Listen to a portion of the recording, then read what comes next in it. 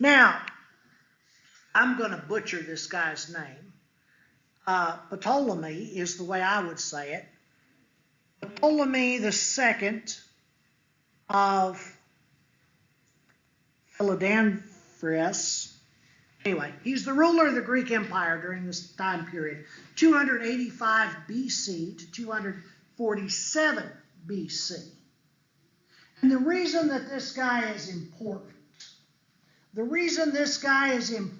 to us today is that he commissioned a translation of the Jewish Holy Scriptures, our Old Testament, into the Greek language for his personal library. Okay? His headquarters, if you would look at the map I just was on the screen a moment ago, his headquarters is in Alexandria. And the Alexandria Library is famous to this very day. And so what Ptolemy II did was he struck a bargain with the Jews. You learn Greek. You translate your sacred scriptures into Greek, and I'll make the Jewish people citizens of Greece. Well, that seems like a pretty big deal.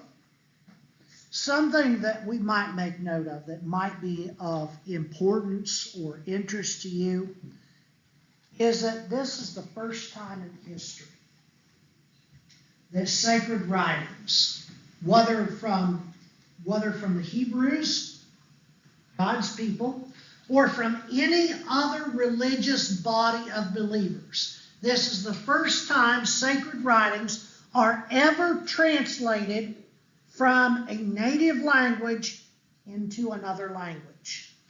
Okay? The first time. Egyptians did not translate their sacred writings or their religious laws into Greek. They didn't translate the Persian sacred writings or anything left from Nebuchadnezzar. Those were not translated into Greek. Okay? This is the first time a sacred writing or religious writings were translated into another language other than the one that they were written in. And it's very important because this preserved the Old Covenant.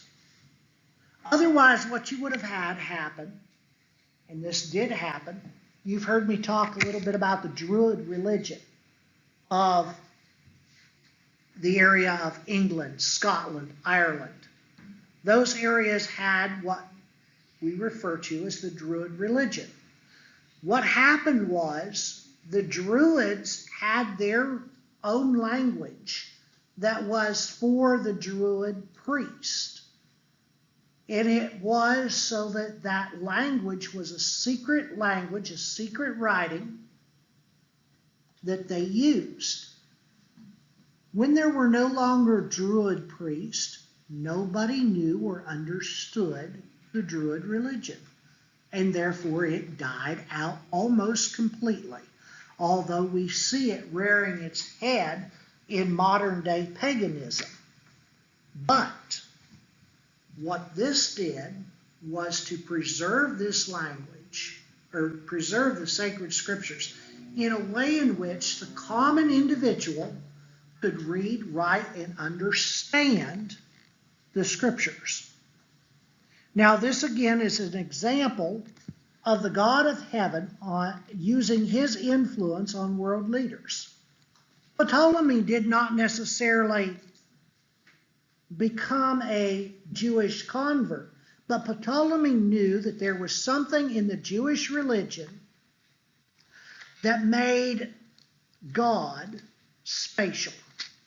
Mind you, the Greeks had all kinds of gods. They had their own religion. But Ptolemy knew there was something spatial about the Hebrew faith. And so he wanted their writings translated so that he could personally read it. And so others of his philosophers, such as down the road, Socrates and others, other Greek philosophers could read and understand the Hebrew sacred writings. Daniel chapter 4, if you'll go back there for just a moment, I want you to see what Nebuchadnezzar, who of course came, centuries before Ptolemy. Nebuchadnezzar nevertheless writes, the king Nebuchadnezzar, to all peoples, nations, and languages that dwell in all the earth, peace be multiplied to you. It has seemed good to me to show you the signs and wonders that the Most High God has done for me. How great are his signs, how mighty are his wonders. His kingdom is an everlasting kingdom, and his dominion endures from generation to generation. This is a guy who doesn't believe in God, necessarily. He does not believe in God enough to become Jewish. He does not follow necessarily the God of heaven. A little bit later on, we'll see how he's driven from his place because of his arrogant pride. But yet, God had an impact on Nebuchadnezzar, and Nebuchadnezzar acknowledged that. God had an impact on Ptolemy, and Ptolemy acknowledged that by wanting to preserve, in his own language, the sacred writings. Now, the legend surrounding this translation, by the way, the translation is called the Septuagint to this day. There's a legend that we cannot confirm. It's widely accepted, but I can't confirm it. I don't think anyone can confirm it. But the legend says that this translation was done by 72 translators. Each translator placed in his own cell for 72 days. When it was completed, the 72 copies were compared and said to have matched perfectly one with another. This was why the Jewish people accepted the Septuagint as a translation for their people. Is that true? Take it for what it's worth. I don't know. I can't prove it, but neither can I disprove it. But it is generally accepted that this account is fairly accurate. Now, the Septuagint, which simply means, the word Septuagint means the book of the 70. Sometimes it is simply referred to by the number in Roman numerals, LXX, meaning 70. The Septuagint was born through this. It's not going to let me back up. Yes, it is. All right.